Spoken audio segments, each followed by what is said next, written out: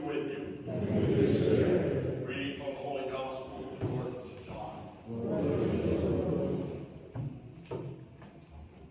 On the evening of that first day of the week, when the doors were locked where the disciples were for fear of the Jews, Jesus came and stood in their midst and said to them, "Peace be with you." When he had said this, he showed them his hands and his side. The disciples rejoiced when they saw the Lord. Jesus said to them again, "Peace be with you. As the Father has sent me, so I send you."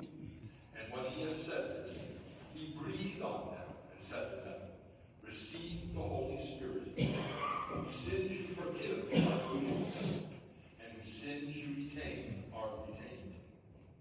Thomas, called Didymus, one of the 12, was not with them when Jesus came.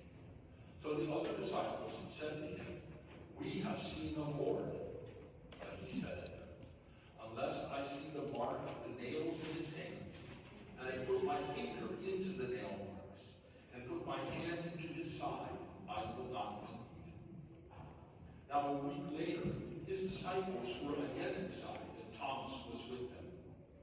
Jesus came, although the doors were locked, and stood in their midst and said, "Peace be with you."